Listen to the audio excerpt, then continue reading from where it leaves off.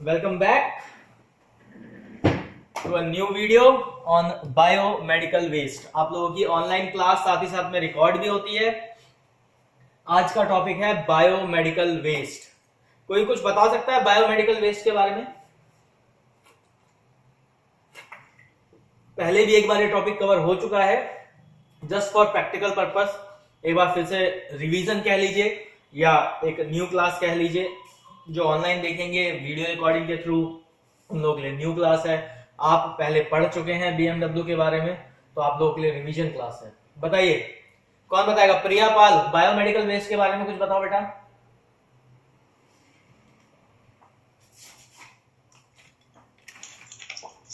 Material discard की knowledge होनी चाहिए। इसमें मटेरियल डिस्कार्ड की नॉलेज होनी चाहिए। कौन से मटेरियल की नॉलेज होनी चाहिए? इसमें मटेरियल को डिस्कार्ड किया जाता है। डिस्कार्ड मतलब उसको डिस्ट्रॉय किया जाता है, डीनेचर्ड किया जाता है, जिसकी वजह से कोई पैथोजेनिक इन्फेक्शन कॉज ना हो, कोई डिजीज कॉज ना हो। ठीक है, तो कौन से मटेरियल होते हैं इसके अंदर?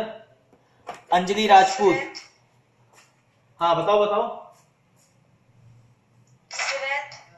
सिरिंज और अंजलि जी आप भी बताएं कौन? जैसे हाँ, ब्लड ब्लड वगैरह, जैसे प्लास्टिक वगैरह होती है वो रेड वाली जाती है। ब्लड हो गया, सिरिंज हो गया, और इसके अलावा और जो रिएजेंट जो केमिकल, वगैरह वो होती है। केमिकल्स हो गए, और भी है कुछ इसके अलावा? सर जो ब्लड से इन्फेक्टेड ग्लव्स कॉटन वगैरह होते हैं वो भी जाते हैं। ग्लव्स, कॉटन, निडल, सिरिंज और वो मतलब से infected paper, test tube, infected paper. ठीक है, देखो मैंने 3 पार्ट में डिवाइड किया। एक केमिकल का सीक्वल बना दिया, एक ब्लड यानी बॉडी से रिलेटेड सीक्वल बना दिया, और एक आपके इंस्ट्रूमेंटेशन से रिलेटेड सीक्वल बना दिया। 3 सीक्वल बने। इंस्ट्रूमेंटेशन से रिलेटेड कोई भी, चाहे आर्टिकल हो, कोई मशीन हो, कोई इंस्ट्रूमेंट हो, कोई डिवाइस यूज किया जा रहा हो जो इन्फेक्टेड हो गया हो, तो वो एक सीरीज में आ गया। बॉडी से रिलेटेड चाहे ब्लड हो, चाहे कोई बॉडी पार्ट हो, कोई बॉडी फ्लूइड हो, कुछ भी हो, वो इसके सीक्वल में आ जाएगा। केमिकल में किसी भी तरीके का केमिकल जो बॉडी से रिलेटेड यूज किया जाता है, जैसे सोडियम, पोटेशियम, कैल्शियम हम लोग टेस्ट करने के लिए जो केमिकल यूज करते हैं, यूरिया, यूरिक एसिड के लिए जो हम केमिकल यूज करते हैं, शुगर के लिए जो केमिकल यूज करते हैं, चाहे वो यूरिन से कर रहे हो या किसी से कर रहे, जैसे बेनेडिक रिएजेंट है, ठीक है, हिमेटॉक्सिन स्टेन है, ईओसिन स्टेन है, ठीक। तो ये सारी जो जीओडी पीओडी मेथड के लिए हम यूज करते हैं ब्लड शुगर के लिए, उसका जो केमिकल का बॉक्सेस हैं या केमिकल्स हैं जो एक्सपायर हो गए। मेडिसिन, बेसिकली कई सारी मेडिसिन है जो एक्सपायर हो जाती हैं, तो वो भी बीएमडब्ल्यू के थ्रू ही वेस्ट मैनेजमेंट में जाती है और वो डीनेचर की जाती हैं जिससे कोई इंफेक्शन ना हो। तो इंट्रोडक्शन फेज में बायो जो वेस्ट है, bio waste, bio medical waste, basically ये बायो जो रिलेटेड है ये लाइफ से रिलेटेड है। ठीक है, याद रखना ये लाइफ से रिलेटेड है। मेडिकल आपके मेडिकल ट्रीटमेंट से रिलेटेड है। वेस्ट मतलब होता है खराब सामान जो अब यूज का नहीं है। तो पेशेंट केयर करते वक्त जो वेस्ट प्रोडक्ट प्रोड्यूस होता है वो सारा बायोमेडिकल वेस्ट होता है। दोबारा बोल रहा हूं, हिंदी में समझो। जो वेस्ट मटेरियल पेशेंट केयर में यूज होता है, चाहे वो लेबोरेटरी का हो, चाहे वो नर्सिंग होम का हो, चाहे वो ऑपरेशन थिएटर का हो, यानी हॉस्पिटल वेस्ट या आपका डायग्नोस्टिक सेंटर का वेस्ट, जो मेडिकल सर्विस प्रोवाइड कराने में यूज हो रहा है, जो ह्यूमन को हेल्दी रखने में यूज किया जा रहा प्रोडक्ट है, जिससे वेस्टेज भी निकल रहा है। अब भाई हेल्दी रखना है तो शुगर लेवल जांचना जरूरी है, तो शुगर टेस्ट करने के लिए मशीन चाहिए, उसका ड्राई बायोकेमिस्ट्री का चिप चाहिए, केमिकल चाहिए। तो वो क्या है? वो केमिकल, वो सामान जो पेशेंट केयर में एज अ वेस्ट प्रोडक्ट निकलते हैं, उनको केयर देते वक्त का जो वेस्ट प्रोडक्ट जनरेट होता है, उसको हम बायोमेडिकल वेस्ट में क्या करते हैं? डायग्नोस करते हैं।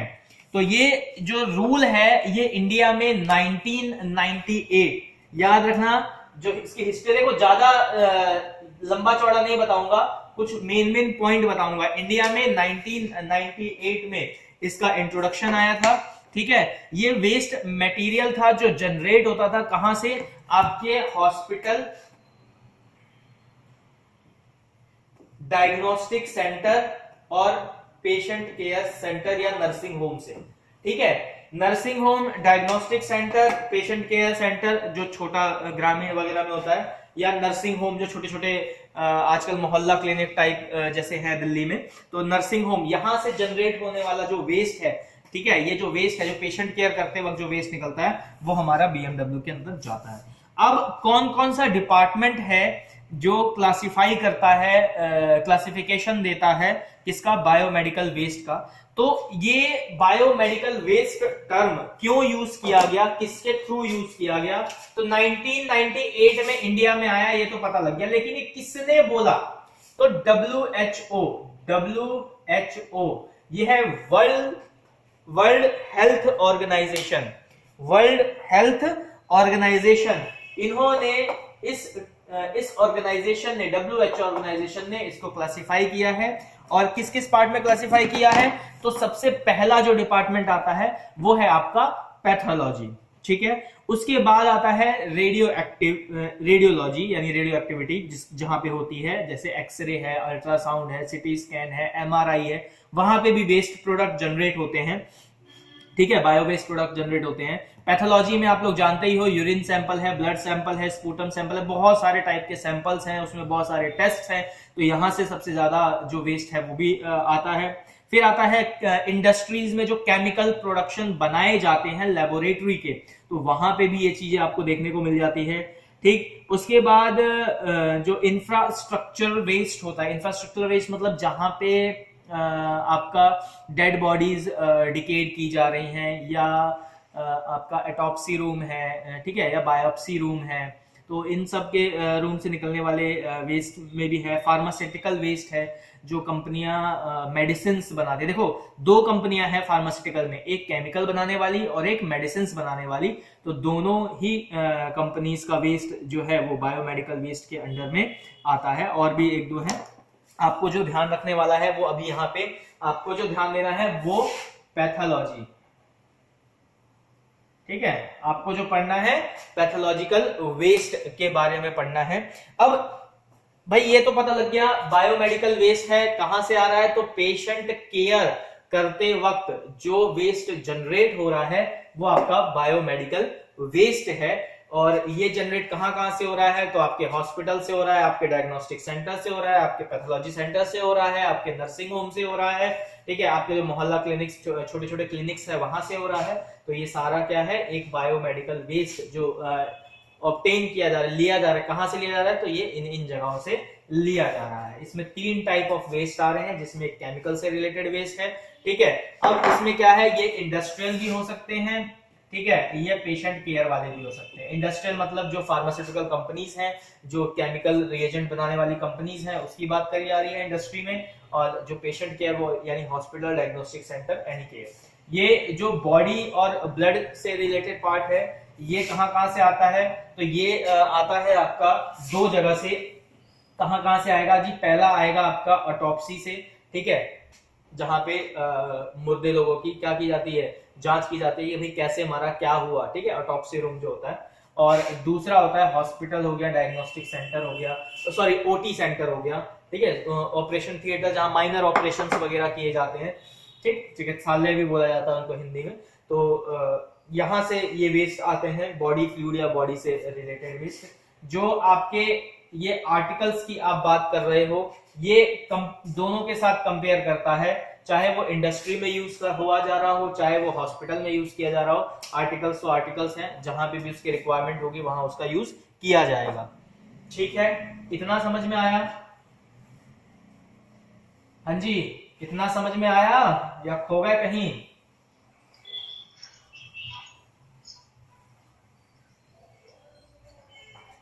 हाँ भाई विशांत, समझ में आया कुछ?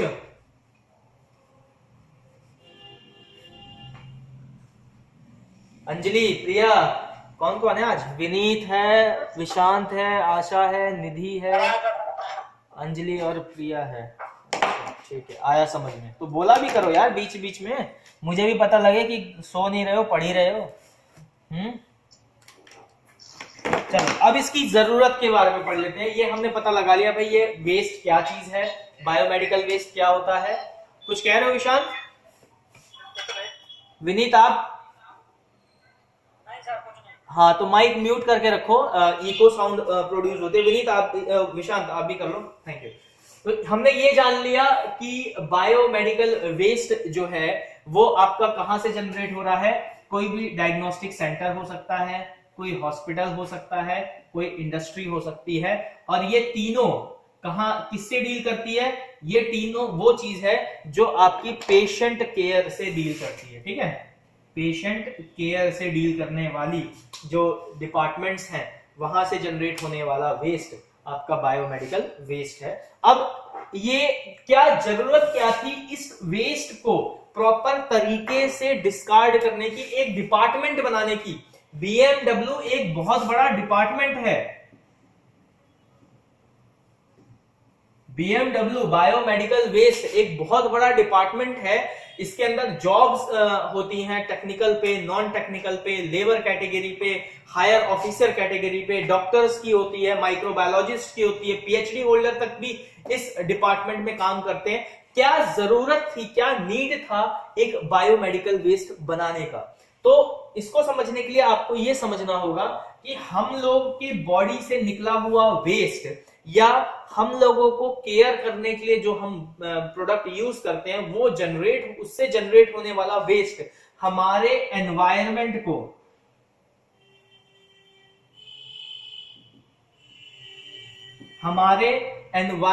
को क्या नुकसान दे सकता है, ठीक है। तो हमें जब हमने ये देखा कि भाई हमारे से जनरेट हुआ वेस्ट, तो क्या क्या वेस्ट जनरेट हो सकता है? तो भाई कोई पेशेंट इन्फेक्टेड है और वो उससे जनरेट हुआ वेस्ट, सपोज किसी को टीबी है, ठीक है, किसी को टीबी है तो ट्यूबरक्लोसिस से निकला हुआ स्पूटम इन्फेक्शियस है, स्टूल इन्फेक्शियस है।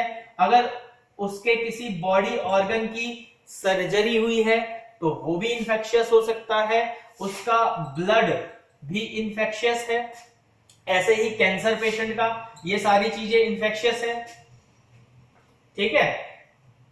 कोई बॉडी का पार्ट निकाला गया, किसी बॉडी पार्ट में कैंसर हो गया, उसको निकाल दिया गया और उसको एनवायरनमेंट में ऐसे ही डिस्कार्ड कर दिया जाए। सॉइल जहां पे कोई सपोज जैसे हम घर का कूड़ा क्या करते हैं, भाई गाड़ी आती है लेके चली जाती है, आपने कई जगह होगा देखा होगा लोग सड़क के किनारे फेंक देते हैं, तो वहां पे क्या होता है, वहां पे एक बहुत अजीब सी स्मेल होने लगती है। धीरे धीरे आप देखोगे तो वहां पे नियर बाय का जो लैंड है, जो सॉइल है, वो भी खराब होने लगता है। आप जब वहां से गुजरते हो बाई चांस, तो कोशिश तो ये करते हो कि आप दूर से गुजरो, उसके पास से भी ना जाओ। क्यों? क्योंकि एक बैक्टीरियल एनवायरनमेंट वहां पे क्रिएट हो गया, एक वायरल एनवायरनमेंट वहां पे क्रिएट हो गया है कि अगर आप वहां से गुजर गए तो कोई बैक्टीरिया या कोई पैथोजेनिक ऑर्गेनिज्म, माइक्रो ऑर्गेनिज्म आपको अटैक कर सकता है, जिससे आप बीमार पड़ सकते हो। तो उस चीज को अवॉइड करने के लिए, अपने एनवायरनमेंट को हेल्दी रखने के लिए बीएमडब्ल्यू को लाना बहुत ही ज्यादा इंपॉर्टेंट माना गया था, ठीक। अब इसके अंदर अलग अलग बैग्स, अलग अलग बीन्स रखे जाते हैं। बीन्स मतलब बैग की बात की जा रही है, डस्टबिन की बात की। इतना क्लियर हो गया कि क्या जरूरत पड़ी हमें बीएमडब्ल्यू को इंट्रोड्यूस करने की? प्रिया क्लियर हुआ? जी सर। Yes sir. ठीक है, गुड। अब कलर कोड की बात कर ली जाए तो येलो,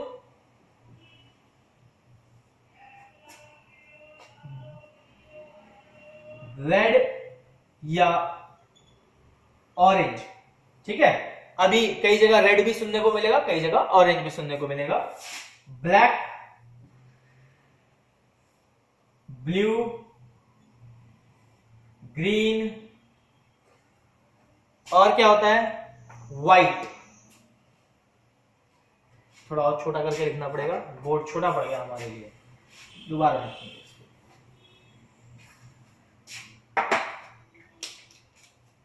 सबसे पहले बायोमेडिकल वाले वेस्ट ही लिख लेते हैं। तो सबसे पहला येलो, फिर ब्लू, रेड या ऑरेंज, वाइट, ठीक है। हाँ, अब इसके अलावा कुछ और बीन्स देखने को मिल जाते हैं। एडिशनली लिख दे रहा हूं, ग्रीन ओब्लिक ब्लैक। हाँ जी, कोई और डस्टबिन बचा है? अंजलि राजपूत, जिससे पूछूंगा अब सिर्फ वही जवाब देगा। अंजलि राजपूत, कोई और डस्टबिन बचा है? येलो, ब्लू, रेड या ऑरेंज, व्हाइट, ग्रीन और ब्लैक? नहीं सर। नहीं बचा, ठीक है। विनीत लाइन पे है? हाँ लाइन पे है। येलो में कौन कौन सा वेस्ट जाता है? देखो, टाइप ऑफ कंटेनर में ये कौन सा है? येलो वाला आपका प्लास्टिक बैग है, ठीक है। प्लास्टिक बैग, येलो क्या होता है? टाइप ऑफ कंटेनर हो गया इसका प्लास्टिक बैग। विनीत, आवाज आ रही है? बताएं, येलो में कौन कौन सा वेस्ट जाएगा? येलो में सर जैसे सिरंज के निडल छोड़ के सिरंज जैसा। येलो में सिरिंज का पार्ट आप भेज दोगे? ना निडल छोड़ के सर। नीडल छोड़ के प्लास्टिक वेयर इन्फेक्टेड आप येलो में डालते हो? और किसमें सर? बेटा बहुत शर्म की बात है ये। Anjali, yes sir. येलो में क्या क्या वेस्ट जाता है? वेस्ट कैटेगरी बताओ येलो की। सर उसमें ब्लड से infected gloves, cotton, gloves, cotton और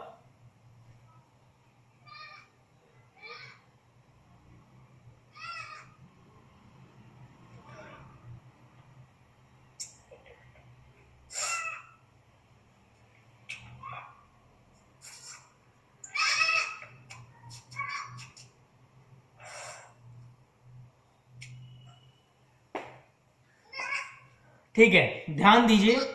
वेस्ट कैटेगरी में जो आपके यहां जाएगा येलो बैग में, यानी वेस्ट कैटेगरी है येलो बैग की, वो है सबसे पहली ह्यूमन एनाटॉमिकल वेस्ट।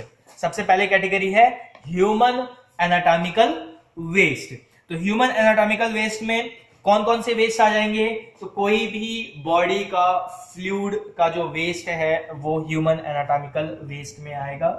दूसरा आता है एनिमल एनाटॉमिकल वेस्ट, यानी अगर कोई एनिमल, देखो एनिमल की भी जांच की जाती है, एनिमल के भी डॉक्टर होते हैं, तो उसके लिए भी आपका जो है एनिमल एनाटॉमिकल वेस्ट जो है येलो बीन में जाएगा। सॉलिड वेस्ट, ठीक है, सॉलिड एनाटॉमिकल वेस्ट मतलब कोई भी ह्यूमन हो या एनिमल हो, उसका जो सॉलिड एनाटॉमिकल वेस्ट है वो आपका येलो में जाएगा।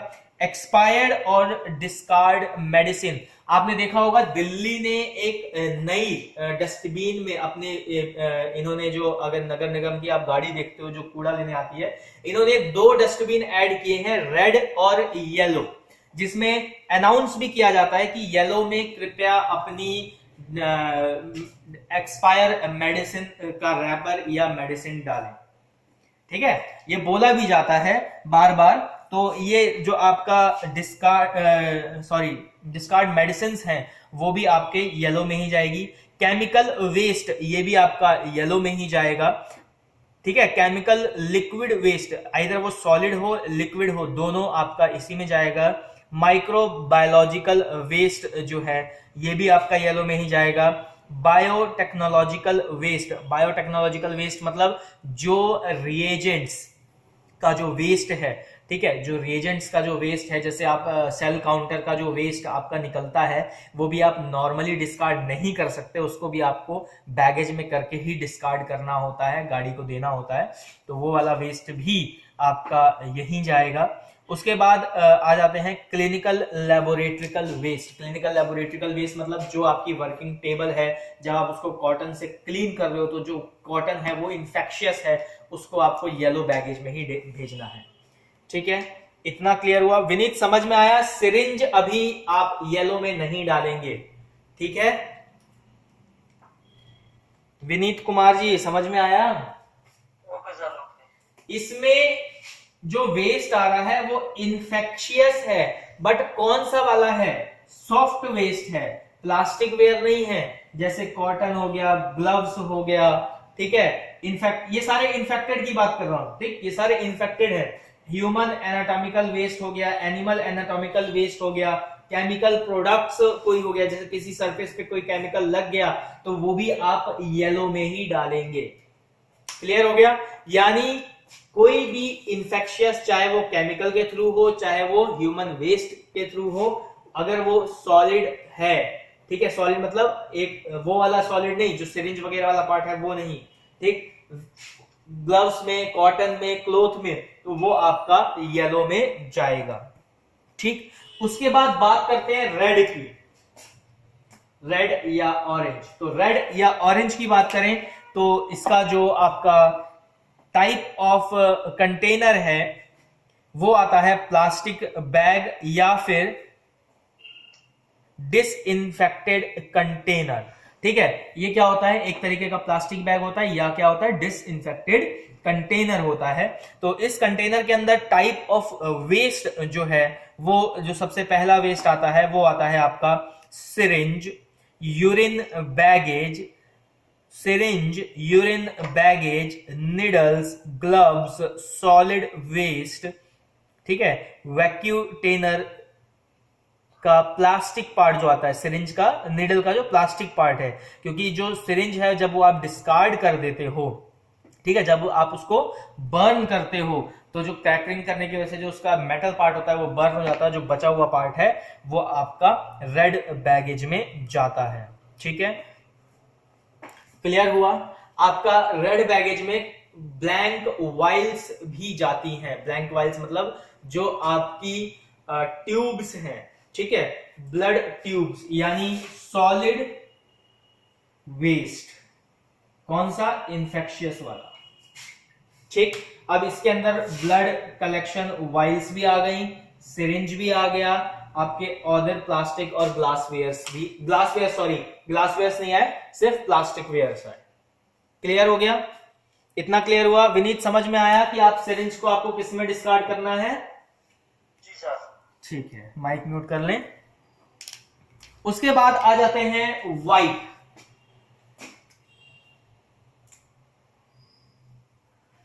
तो वाइट में ये टाइप ऑफ जो इसका बैगेज है वो होता है पंचर फ्री बैगेज, ठीक है? लीक प्रूफ भी बोलते हैं या पंचर प्रूफ भी बोलोगे, ठीक है? और टेम्परेचर प्रूफ भी होता है, मतलब ना ही इस पे कोई टेम्परेचर का इफेक्ट पड़ेगा, ना ही इस पे किसी पंचर यानी किसी सॉलिड से किसी से जैसे एयर पंचर वाला या वाटर पंचर का कोई इफेक्ट है वो भी नहीं पड़ता है, ठीक है? बेसिकली ये पंचर प्रूफ बैगेज होता है और ये बैगेज यूज किया जाता है कोई भी सॉलिड आर्टिकल, जैसे आपका निडल या ब्रोकन ग्लास, इन्फेक्शियस निडल या इन्फेक्शियस ब्रोकन ग्लास के लिए, या इन्फेक्शियस टेस्ट ट्यूब के लिए, या इन्फेक्शियस ग्लास स्लाइड्स के लिए, जो आप ब्लड स्लाइड बनाते हो, इस बैगेज का यूज किया जाता है। और इसके अंदर 1% हाइपोक्लोराइड सॉल्यूशन रहता है। याद रखना, इस पूरे बैगेज में सिर्फ एक व्हाइट बैगेज ऐसा है जिसके अंदर केमिकल सॉल्यूशन डाला जाता है, 1% हाइपोक्लोराइड सॉल्यूशन। अंजलि राजपूत समझ में आया? Yes, sir. क्या समझ में आया? सर, इसके अंदर 1% हाइड्रोक्लोराइड होता है, इसमें नीडल सिरिंज वगैरह डाला जाता है। हाँ, सिरिंज नहीं, सिरिंज का वर्ड यूज मत करो। सिरिंज बोलोगे तो निडल के साथ आ जाता है वो पार्ट। इसमें सिर्फ और सिर्फ निडल्स, ठीक है, मेटल सॉलिड मेटल जैसे निडल हो गया, ब्रोकन ग्लास हो गया, ग्लास स्लाइड हो गई, ग्लास टेस्ट ट्यूब्स हो गई, जो भी ग्लास या मेटल के सॉलिड आइटम है जिससे आपको एक्सीडेंट हो सकता है, आपको निडल चुभ सकती है, एक्सीडेंट हो सकता है, तो इस बैगेज में, व्हाइट कलर बैगेज में डाला जाता है। और BMW का अकेला ये एक ऐसा बैगेज है, ठीक है, जिसके अंदर क्या है 1% हाइपोक्लोराइड सॉल्यूशन रहता है। ठीक है, अब उसके बाद आगे बात करते हैं ब्लू की। हाँ जी, तो ब्लू बैगेज की अगर बात कर लें तो ये क्या है, ये एक आपका सिंपल प्लास्टिक बैगेज है। ठीक है, ये बैगेज क्या करता है, एक ग्लास वेयर्स और मेटेलिक बॉडी इम्पार्ट, यानी इसके अंदर रिएजेंट्स, लेबोरेटरी से रिलेटेड बता रहा हूं, इसके अंदर रिएजेंट एम्प्टी या एक्सपायर, रिएजेंट के जितने भी कंटेनर्स हैं, बैगेज हैं, रैपर्स हैं, सब ब्लू में जाएगा। आपने कोई किट को डिस्ट्रॉय खोला, ठीक है, आपने कोई किट को खोला तो वो किट जिस रैपर में पैक था वो रैपर आपका ब्लू में जाएगा, जिस बॉक्स में वो आया था वो बॉक्स आपका ब्लू में जाएगा। ठीक है, वो किट यूज होने के बाद रेड में जाएगी, अगर वो किट यूज नहीं हुई है, एक्सपायर हो गई है, तो रेड में नहीं, तब वो ब्लू में जाएगी। ड्राई बायोकेमिस्ट्री, ट्राई डॉट या आप शुगर क्लिप लगाते हो, ठीक है, स्ट्रिप मेथड से, तो क्या होता है, आपने ड्राई बायोकेमिस्ट्री यूज किया, शुगर में बार बार इसलिए एग्जांपल लेता हूं क्योंकि मोस्टली सबके घर में भी मिल जाएगी, या आप कहीं जाओगे रैपिड कराओगे तो वो तरीका भी आप देखोगे, क्या करेगा, एक स्किन पंचर करेगा, एक डिवाइस लेगा, एक उसमें चिप लगाएगा, वो आपके ब्लड को एक सिंगल ड्रॉप से भी कम ब्लड आपका एब्जॉर्ब करेगी और आपको रिजल्ट दे देगी। ठीक है, तो उसे ड्राई बायोकेमिस्ट्री के थ्रू किया जाता है वो काम। तो वो, अब ये जो बैगेज है, अगर वो स्ट्रिप यूज हो गई तो रेड में गई, और अगर वो पड़े पड़े एक्सपायर हो गई तो ब्लू में गई। क्लियर हो गया? ब्लू और रेड में थोड़ा कंफ्यूजन रहेगा, इसलिए पहले ही बता रहा हूं, याद रख लेना, अगर कोई प्लास्टिक वेयर, ठीक है, ब्लड से कांटेक्ट में नहीं है, सिर्फ केमिकल के कांटेक्ट में है, चाहे वो कोई सा भी प्लास्टिक वेयर हो, कोई भी कार्ड वेयर हो, कोई भी क्लॉथ वेयर हो, अगर वो केमिकल से इंफेक्शियस है तो वो ब्लू में जा रहा है। ठीक है, रिएजेंट, मोस्टली रिएजेंट के जितने भी पार्ट्स हैं वो आपके ब्लू में जाते हैं। क्लियर हुआ? रिएजेंट खत्म होने के बाद सर, रिएजेंट खत्म हुआ और उसका जो एम्प्टी बॉटल बना, बताओ सपोज ये भाई इसके अंदर रिएजेंट है, ये खत्म हो गया, तो मैं इसको ब्लैक में नहीं डालूंगा, मैं इसको रेड में नहीं डालूंगा, इस बॉटल को, क्योंकि इसके अंदर केमिकल था, तो मैं इसको ब्लू में डालूंगा। क्लियर हुआ? ठीक है, अब ये तो भाई वेस्ट के बारे में, एक हाँ दो और रह गए, सॉरी। ब्लैक सबको पता है, जनरल वेस्ट की बात की जा रही है। ग्रीन होता है आपका किचन वेस्ट, जो लंच रूम वगैरह आप देखोगे लेबोरेटरी में, वहां पे ग्रीन और ब्लैक ही रखा होगा, वहां ये चार नहीं रखे होंगे, लेकिन जो ये चार हैं जो ब्लैक कलर से मैंने लिखे हुए हैं, ये चार बीन्स आपके बायोमेडिकल वेस्ट में मोस्ट इंपॉर्टेंट बीन्स के रूप में जाने जाते हैं। ठीक है, अब इसके ट्रीटमेंट की, यानी ट्रीटमेंट किसके, जो इसमें वेस्ट डाला जा रहा है उसके ट्रीटमेंट की बात कर ली जाए, कि भाई इसको हमने बैगेज में डाल दिया, अब उस बैगेज का क्या करना है, वो आगे क्या प्रोसीजर कर रहे हैं, BMW इसमें क्या चीज कर रहा है जिससे ये एनवायरमेंट में फेंकने लायक हो जा रहा है, एनवायरमेंट में डिस्कार्ड करने लायक हो जा रहा है। तो हमने पढ़ा था स्टरलाइजेशन, पढ़ा था स्टरलाइजेशन, याद है किसी को स्टरलाइजेशन के बारे में? निधि खुशवाहा, आवाज आ रही है? Yes sir. बताएं, स्टरलाइजेशन के बारे में पढ़ा था, क्या पढ़ा था, कुछ याद है या भूल गए?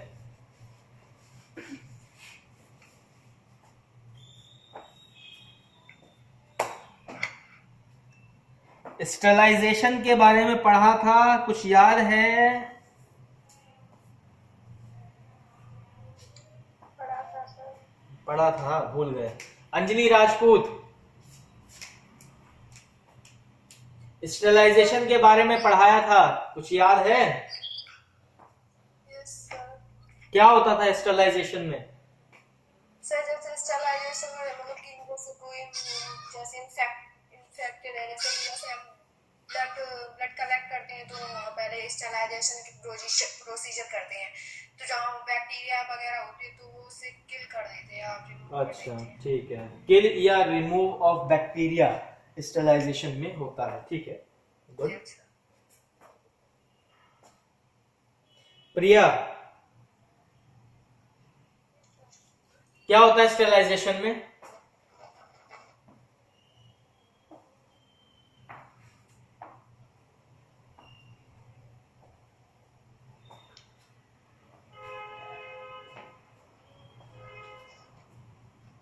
बताएं भाई, क्या होता है स्टेरिलाइजेशन में?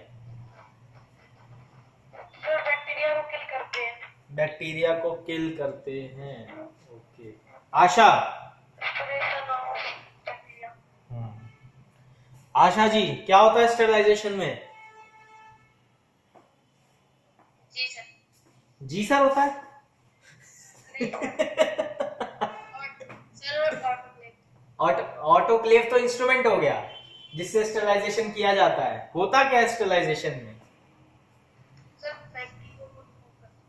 बैक्टीरिया को रिमूव और किल करते हैं। चलो ठीक है, ऑलमोस्ट कम से कम इतना तो सबको पता ही है कि बैक्टीरिया से रिलेटेड चीजें हैं। और बैक्टीरिया कहाँ होता है? कोई भी इंफेक्शियस जगह जहां उसको हेल्दी एनवायरनमेंट मिल जाए वहां वो जनरेट हो जाएगा, वहां वो डेवलप हो जाएगा, वहां वो बन जाएगा, ठीक है। आम भाषा में कहूं तो वहां वो पैदा हो जाएगा। सॉरी, चलिए शुरू कर रहे हैं दोबारा से इसको। तो बायोमेडिकल वेस्ट से वेस्ट आ गया अपने पास, येलो भी, ब्लू, रेड और व्हाइट। तो हमें जो डिस्कार्ड करने का तरीका है, अब आता है सेकेंड स्टेज। भाई हमने कलेक्ट तो कर लिया, ठीक है, अब इसको डिस्कार्ड करने के लिए सबसे पहले इसे एनवायरमेंट फ्रेंडली बनाना होगा। ये जितने भी हमारे ये वेस्ट है, ये जितने भी वेस्ट हैं, इसको क्या है? एनवायरमेंट फ्रेंडली बनाना होगा, जिससे कोई इन्फेक्शन कॉज ना हो जब हम इसे एनवायरमेंट में फेंकें।